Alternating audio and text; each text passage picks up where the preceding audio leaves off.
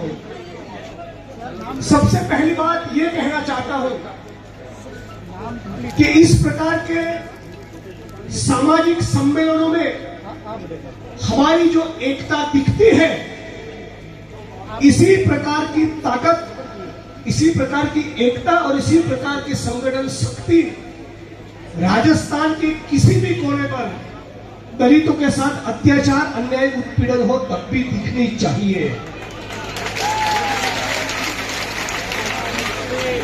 मैं गुजरात से हूं तो आपके बगल में रहता हूं, आपका पड़ोसी हूं। राजस्थान में करीब करीब सारे जिलों में कम से कम 1-2 बार मेरा दौरा हुआ है, तो यहां की परिस्थिति के, यहां के हालात से मैं वाकिफ हूं। आज राजस्थान के युवा साथियों के जिम्मे पे बहुत बड़ा दायित्व है। आप राजस्थान के भीम सैनिक, आप अपनी एकता और ताकत को पहचानो। मैं भी किसी पॉलिटिकल पार्टी से जुड़ा हूं, लेकिन पॉलिटिकल पार्टियां अपनी जगह पर है। डॉक्टर भीमराव बाबा साहब अंबेडकर ने कहा था, शिक्षित बनो, संगठित बनो और संघर्ष करो। जो लोग लड़ाई नहीं लड़ते, जो संघर्ष नहीं करते, जो इंकलाब नहीं करते, उन युवा साथियों की जवानी का भी कोई मतलब नहीं होता। जवान तो उसी को कहते हैं जो सत्ता के खिलाफ लड़ने के लिए तैयार हो। जवान तो उसी को कहते हैं जो अपनी पीठ पर लाठी और सीने पर गोली खाने के लिए तैयार हो। और आप जहां पर इतना उत्पीड़न हो, यहां पर से जो गूंज निकलनी चाहिए, यहां पर से जो आवाज निकलनी चाहिए, वो एक ऐसी आवाज होनी चाहिए, ऐसा बुलंद स्वर होना चाहिए जिसकी गूंज दिल्ली तक सुनाई दे। आज साथियों, कहने के लिए बहुत कुछ है, लेकिन आज सभी पॉलिटिकल पार्टी और सामाजिक संगठन के लोग मंच के ऊपर है, तब पहली बार सभी पॉलिटिकल पार्टियों के लोगों को यह कहना चाहता हूं कि राजस्थान के दलित और राजस्थान के मेघवाल समाज की ताकत को पहचान लो। अभी तो ये लड़ाई है, आगे और लड़ाई है। आपको सभी पॉलिटिकल पार्टियों को मेघवाल समाज की इस एकता और ताकत को पहचानते हुए आने वाले दिनों के चुनाव में टिकट भी बांटने पड़ेंगे। समाज का कोई भी सवाल हो, उसका समाधान भी करना पड़ेगा, और ये तभी मुमकिन होगा जब नीले रंग का गमछा पहनने वाले हम अपने आप को जो भीम सैनिक कहते हैं, जो 14 अप्रैल बनाते हैं, तो डॉक्टर भीमराव बाबा साहब अंबेडकर के स्टैच्यू पर माला चढ़ाते हैं, उन तमाम लोगों को एक सुर होकर, एक मंच पर आकर अपनी कुछ ठोस मांगे रखनी चाहिए। क्या होनी चाहिए? इस मेघवाल समाज की राजस्थान में मांग ये होनी चाहिए सबसे पहले कि राजस्थान के एक भी जिले के, एक भी तहसील के, एक भी गांव में उत्पीड़न की कोई भी घटना अब होने नहीं देंगे। यदि एक भी कोने में दलितों के साथ बदतमीजी होती है, तो पूरे राजस्थान का, चाहे खटिक समाज हो, बैरवा हो, वाल्मीकि हो, मेघवाल हो, सभी समाज को एक साथ उठ खड़ा होना चाहिए, पहली बात। और उसके लिए हम लोगों को इस ताकत को, एकता को बनाए रखना होगा। हम लोग भी बहुत सी उपजातियों में बटे रहते हैं। ये तो डॉक्टर भीमराव बाबा साहब अंबेडकर का संदेश नहीं था। चाहे खटीक हो या वाल्मीकि हो, मेघवाल हो, रैगर हो, ये सभी अपने भाई हैं, पहली बात। और जब इस प्रकार की भावना के साथ हम लोग आगे चलेंगे, तो किसी भी सरकार के खिलाफ हम लोग चुनौती बन पाएंगे। और सरकारों को कहना पड़ेगा, पूरे राजस्थान के अंदर जितनी भी जमीनें हैं, जितने भी संसाधन हैं, उन संसाधनों में मेघवाल समाज और राजस्थान के पूरे दलित समाज को उसका हिस्सा मिलना चाहिए, उसका सही से बंटवारा होना चाहिए। कोई भी इंसान इस मुल्क में या दुनिया के किसी भी मुल्क में अपनी मां के पेट से जमीन का टुकड़ा लेकर पैदा नहीं होता। तो ये चमत्कार कैसा हुआ कि कुछ लोगों के पास सैकड़ों हजारों एकड़ जमीन है और मेघवाल समाज के, वाल्मीकि समाज के, दलित समाज के दूसरे लोग दूसरों के खेतों पे मजदूरी करने के लिए मजबूर है। ये कैसे हुआ? ये इसलिए हुआ कि हमारे मुल्क में जाति व्यवस्था है। ये इसलिए हुआ कि आज भी कहीं ना कहीं मनु का शासन चल रहा है और ये मनुस्मृति ने तय किया कि मंदिर में कौन जाएगा और कौन गटर में उतरेगा। ये मनुस्मृति ने तय किया कि जमीन का मालिक कौन बनेगा और कौन भूमिहीन रहेगा। तो हम लोगों को इस व्यवस्था को तोड़ना है तो मांग करनी चाहिए कि राजस्थान में न केवल मेघवाल समाज, पूरे दलित समाज और जितने भी जाति और धर्म के जो गरीब भूमिहीन लोग हैं उन सबके बीच में जमीनों का आवंटन होना चाहिए। पहले जो जमीनों का आवंटन हुआ और जिसमें कुछ लोगों का गैर कानूनी कब्जा है वो सारे कब्जे खाली करवाओ। तुम्हारे बाप की जमीन नहीं है, ये धरती अपने आप की। याद रखिए इस नारे को, ये धरती अपने आप की नहीं किसी के बाप की। और इसीलिए डॉक्टर भीमराव बाबा साहब अम्बेडकर अपने आखिरी के दिनों में अपने करीबी नजदीकी साथियों को कहते थे, जमीन की मांग करो, भूमि की डिमांड करो, जमीनों का आवंटन, जमीनों का बंटवारा होना ही चाहिए। इस बात का संकल्प पूरे मेघवाल समाज को और पूरे राजस्थान और देश के दलितों को करना चाहिए। तीसरी बात, यहाँ थोड़ा शांति रखिए, यहाँ से बहुत आवाज आ रही है। भाई साहब यहाँ पीछे थोड़ा।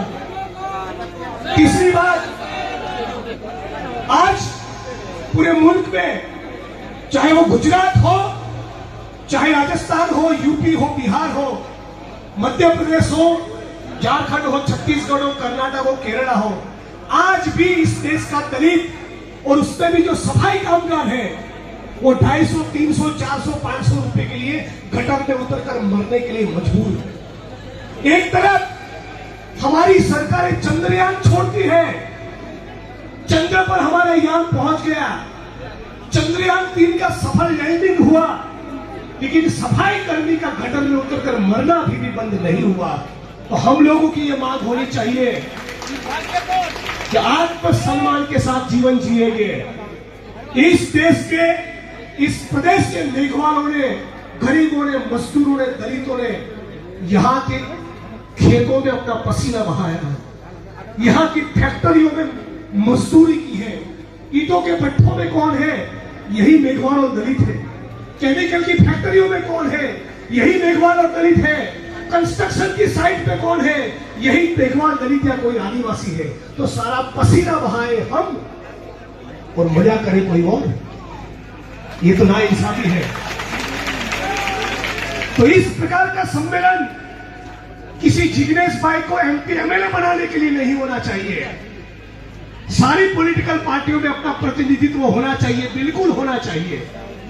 और भी लोग मेघवाल समाज से चुनकर आए, बढ़िया बात है। और भी लोग मेघवाल समाज से MP MLA बने, मैं उसका स्वागत करता हूं। लेकिन MP MLA बनने के बाद वो सफाई कर्मी जो गटर में मर रहा है, उसका दर्द यदि आप महसूस नहीं करते तो आपके विधायक होने का, सांसद होने का कोई मतलब नहीं। किसी भी पॉलिटिकल पार्टी से आप निकल कर आए और यदि दलित समाज के लोगों को लंबी मूछ रखने पर या गोली चलने पर कोई रोकता है और तुम्हारा यदि खुद नहीं खोलता है तो तुम्हारे विधायक होने का, सांसद होने का कोई मतलब नहीं है। अब किसी पॉलिटिकल पार्टी से चुनकर आए, यदि हजारों एकड़, लाखों एकड़ जमीन के बंटवारे की मांग आप नहीं कर सकते, नए रोजगार की बात नहीं कर सकते, शिक्षा, चिकित्सा की मांग नहीं कर सकते, तो आपके विधायक होने का, सांसद होने का कोई मतलब नहीं है। तो साथियों, और भी वक्ता है, आखिर में यही कहूंगा, एक बात को समझिएगा और इशारों में कह रहा हूं, मेरी बहनें, माताएं, कैमरा लेकर खड़े हुए लोग, मंच ऊपर के सम्माननीय साथी, इस पोडियम के दाएं बाएं और आखिरी लाइन तक बैठे हो, सभी लोग इस बात को समझिएगा कुछ लोग इस मुल्क में भाई को भाई के साथ लड़ाने के लिए तलवारें और त्रिशूलों का आवंटन करते हैं। इनको कह दो हमें तलवार और त्रिशूल नहीं, डॉक्टर भीमराव बाबा साहब अंबेडकर का संविधान चाहिए। अब लिखने के लिए कलम चाहिए।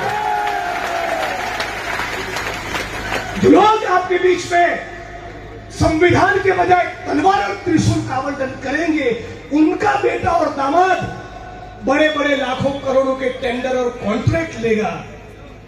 उनका साधु भाई और बहनोई ऑस्ट्रेलिया में, लंदन में, अमेरिका में किसी कंपनी का बड़ा साहब बनेगा और हमको आपस में लड़वा देगा। हमको ये धंधा हरगिज नहीं करना है। यही डॉक्टर बाबा साहब अंबेडकर के संविधान का सपना है। तो साथियों, मेरी वाणी को विराम देने से पहले एक बात जरूर कहना चाहूंगा। राजस्थान और गुजरात बहुत करीब करीब है, भाई भाई की तरह है। मैं राजस्थान के किसानों और मजदूरों के लिए, मैं राजस्थान के मेघवाल और दलितों के लिए, गुजरात के दलित, आदिवासी, गरीब, वंचित वर्गों की ओर से दोस्ती का हाथ बढ़ाने के लिए आया हूं। ये राजस्थान मेरा अपना खुद का है। कभी कभी राजस्थान आता हूं और इतनी मोहब्बत, इतना प्यार यहां मिलता है कि गुजरात के कुछ साथी मजाक में कहते हैं कि भाई वहीं का राशन कार्ड करवा लो। इतना प्यार और मोहब्बत राजस्थान के लोगों ने लिया है। तो राजस्थान के साथियों, आपको भी कहना चाहता हूं, जब कभी भी इंकलाब करने के लिए निकले, अपने इस बेटे को, अपने भाई को याद जरूर करिएगा। तो आपके बीच पर आकर खड़ा रहूंगा और इस बात को लेकर हम लोग संकल्प करें। मेरी बहनों और माताओं को कहना चाहता हूं, दूसरे कार्यक्रमों में थोड़ा खर्चा कम हो तो चलेगा। अपनी बेटी को, अपने बेटे को सावित्रीबाई फूले और ज्योतिबा फूले के बारे में जरूर पढ़ाइए। वो सावित्रीबाई फूले थी जिनके ऊपर लोग कचरा और गोबर डाल रहे थे, फिर भी उन्होंने बेटियों के लिए शिक्षा का संकल्प कभी तोड़ा नहीं। वो सावित्रीबाई फूले थी। ये मुल्क नानक का है, कबीर का है, रविदास का है, ज्ञानदेव का है, नामदेव का है, तुकाराम का है, रामास्वामी पेरियार का है, ज्योतिबा और सावित्रीबाई फूले का है, शहीद आजम भगत सिंह का है और डॉक्टर भीमराव बाबा साहब अंबेडकर का है। हम दलित आंदोलन की अगली लड़ाई मैं इस दिशा में सोचता हूं कि फूले के बारे में, बाबा साहब अंबेडकर के बारे में, पेरियार के बारे में, सावित्रीबाई फूले के बारे में अब ठीक ठाक जागृति है। समाज के लोग उनके बारे में पढ़ रहे हैं। लोगों ने फूले की गुलामगिरी पढ़ी है। लोगों ने बाबा साहब अंबेडकर के जीवन चरित्र के बारे में बहुत वीडियोस देखे हैं, बहुत आर्टिकल पढ़े हैं, बहुत सी किताबें पढ़ी है। अब वो वक्त आया है कि वो जो समझदारी, वो विचारधारा, वो जो आइडियोलॉजी हमने ग्रहण की है, उस आइडियोलॉजी के साथ साथ संसाधनों के बंटवारों की बात करें। फूले और बाबा साहब अंबेडकर को पढ़ लिया, अब इस बात पर जोर देना है कि राजस्थान के टेंडर किसको मिल रहे हैं, राजस्थान में कॉन्ट्रैक्ट और ठेका किसको मिल रहा है, राजस्थान में उद्योग किसके पास जा रहे हैं, राजस्थान में लोन और सब्सिडी किसको मिल रही है, राजस्थान में जमीनों का आवंटन किसको हो रहा है। ये सारे संसाधन हम सबको भी, मेघवाल और पूरे राजस्थान के दलित समाज को भी मिलने चाहिए। और आखिर में आज मेघवाल समाज अपनी ताकत और एकता दिखाने के लिए जब खड़ा हुआ है, तब आप तमाम मेघवाल समाज के साथियों को यह भी कह रहा हूं कि आपका और हमारा कर्तव्य यह भी बनता है, किसी वाल्मीकि, खटीक या बेड़वा समाज के लोगों के साथ अत्याचार हो तो इसी भावना के साथ हमको खड़ा रहना है। यही डॉक्टर बाबा साहब अंबेडकर का संदेश है। इन्हीं शब्दों के साथ आखिर में एक बार नारा लगाऊंगा, उस नारे के साथ मेरी वाणी को विराम दूंगा। जय जय जय जय जय भीम, जोर से बोलो जय भीम, जय भीम। इनकलाब जिंदाबाद, लड़ेंगे, जीतेंगे। ये